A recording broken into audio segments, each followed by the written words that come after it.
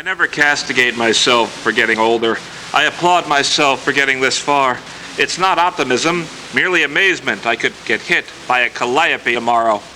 Hi, it's Robert Dunn. The show is Poet the Poet, and calliopes remind me of muses, and we're going to woo all the muses today with two very talented and attractive, if I may add, poets, Lecia Wood over here and Victoria Sullivan over there. And ladies, welcome to our Ballywick here. Thank you. We also flog our little magazine here. It's called Medicinal Purposes, available by prescription, which is one you can write yourself. We're in the Orange Bear today, fine watering hole on Murray Street in Lower Manhattan, which not only serves all sorts of liquids, but they serve the most remarkable Russian artists, at least their paintings and lithographs and Lord knows what, that you could imagine. So you definitely want to come down and visit the place. But we promised you poetry, and we're going to do that right now. We have Lecia Wood to begin with. Hi. Yes. Let's see. From Casper, Wyoming. Originally. Where you were a ghostwriter, I suppose. Practically. Let's see. Came to New York City to dance, ended up commuting. It was a long commute, but yeah. I can imagine, especially back to, let's see, discovered poetry in Taos, New Mexico. Yeah. What was in the air in Taos that led you to poetry? Well, there was a really great teacher there, actually, named Miriam Sagan. And I took a class from her. It was a kind of a class about journal writing, from journal to publication. And I just discovered she used free writing techniques and things like that, and I kind of discovered that I liked writing poetry. It seemed to fit more than fiction or prose did, so it was a lot of fun. Let's see, and your stuff has appeared in Amelia, Just Add Water, Medicinal Purposes, remember that one? That's our favorite. And Nobodaddies? Nobodaddies. Nobodaddies, okay, Yeah. let's see. And let's see, Baby Coming Up and a chapbook. Twins, right? Yes. All right. Hopefully Geminis. Okay, and that being the case, you can give us a little poem, I think, Okay. for the Geminis out there. This poem is called A Woman's Body. If I'd known I was going to end up with a body full of places that sagged and creased, bleached out parts, I might not have worked so hard to stay thin. I might have said yes to the children, babies parading out of my ovaries in a bracelet of months instead of Xing them off, red ink eating the necklace of my years. I might not have worried about pear shapes or prided myself on being lean, since the years were bound to accumulate in the flesh of myself, no matter what. And I can understand the sentiment behind the poem, but didn't you read the owner's manual? No, I didn't want to buy that part of it. I just wanted that part left out. You know? Coming from the Rockies, as you do, are you aware of what's going on back there in terms of poetry? Not really. When I was in Taos, there was some reading going on. It was real fun at a couple little cafes there, and in Santa Fe it's pretty active. But I never was in touch with the scene in Boulder or Denver or any of those places. How does the New Mexican poetry scene compare to the New York scene? Well, we're crazier, right? I think the variety of voices in New York is fabulous. It's really been great for me personally to be in New York as a poet. It's really made a big difference. Okay. Let's get one that was inspired by all those New York crazies we keep talking about. New York crazies. Yeah. Okay. Bear with me for a second. Not this one. Oh, no? Not this one? All right, we'll do this one then. Why not? This poem has been around for a while for me, and I Okay. kind of think of it as a kind of a signature poem, and it will be the title poem is a title poem of the chapbook that I've been working on. And there's no title for it, though. Is the chapbook going to have a title too? Yeah, it's called Songbird. Oh, there we go. Okay. So the poem. I am a songbird with a long plumed tail of many colors, not like the stuffed cardinal, red bird, ornament for Christmas. I am a songbird with a long, soft feather field, a tail of loose air and many fingers.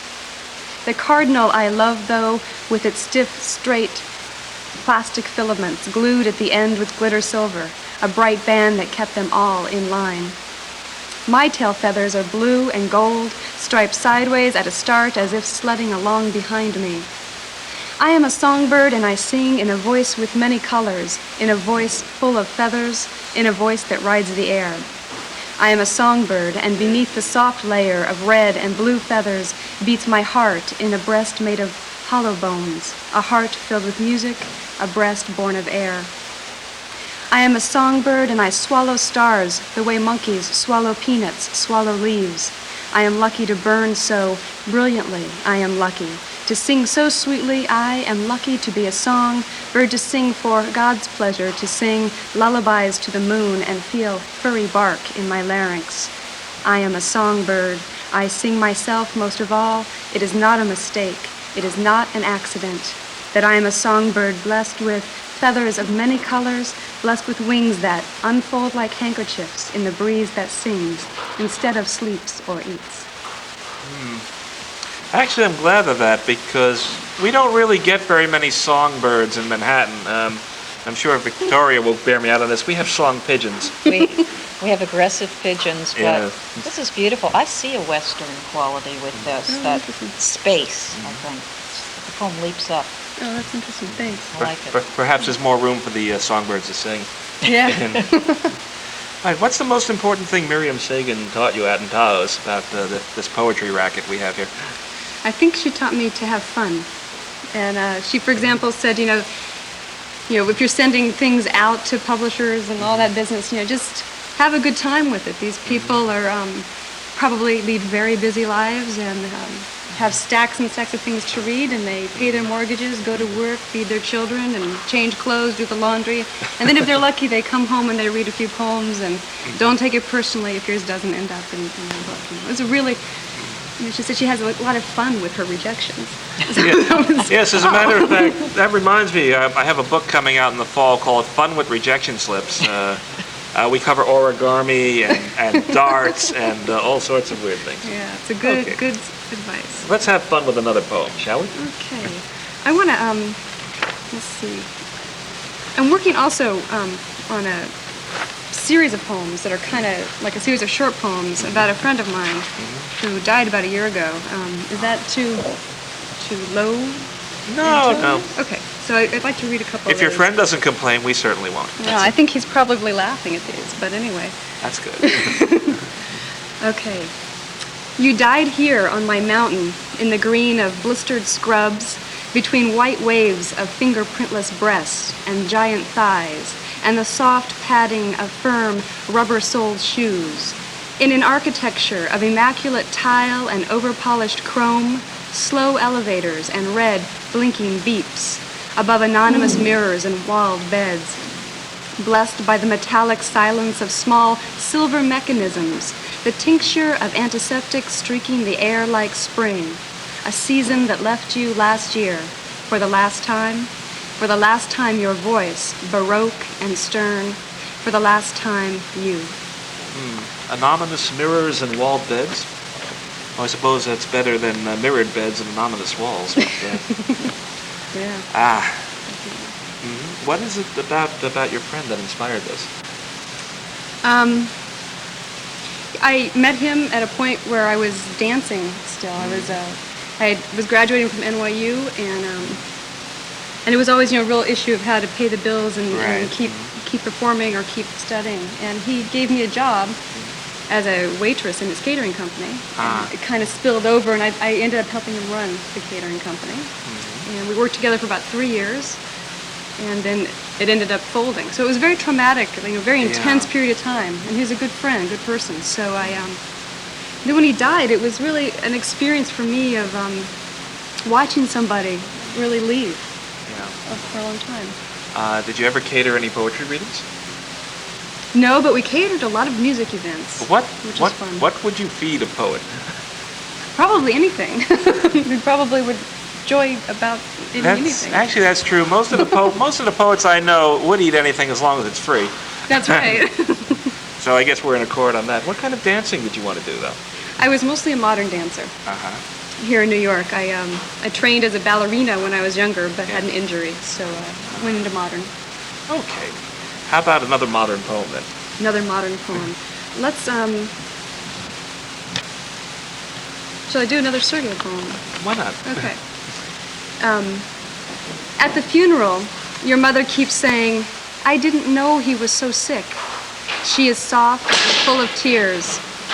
The service starts, and I find out flowers are not part of Jewish funerals. The only music is from Mendelssohn. I am unsettled by the myth they have made of your life.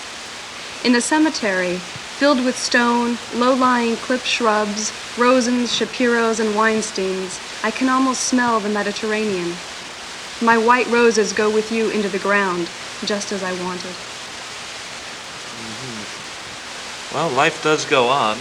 Yes. And actually, I'd like you to go on, so get right to another poem if you Okay. would. I'm going to do a couple of short poems.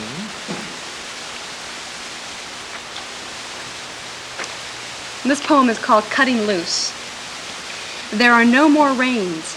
I have thrown the bit and bridle away and kept only the horse. We will face the wind together. Who's leading? I don't know. I guess I'll let that to chance. I'll let that go. All right. I always did like to lead when I danced, though. I've never been a good partner dancer. Ah, I see. And this is a real short poem. It's just kind of fun, no title. Just washed jeans cling to this just washed, still moist body, and I stretch and wriggle to pull them on, my spine laughing like dove's wings. And with the baby coming and all that, would you encourage your baby to become a poet? Absolutely. Well, you'd end up like us. Absolutely. All right, I don't quite know what I can add to that at the moment. So, Lecia Wood, I want to thank you for coming on, but Thank you. I'm not going to let you get away until you do one more. Okay. I do have one that I'd like to close with, so that's great. And thank you very much. This has been really fun. This poem is called Hymn. You cannot contain me. I will spill out all over from anything you insist on pouring me into. You cannot contain me, and for once I am grateful that the guidelines you expect me to follow are not enough. You cannot know how happy it makes me to spill like a fountain over its edges. You cannot contain me, and though I know you will always try, your failure is guaranteed. It is a dance we do, a song we sing, and like the air that breathes always, you will never be able to bottle me. And on that, we're just going to dance off for just a second, but we'll be back with Victoria Sullivan. So don't go away.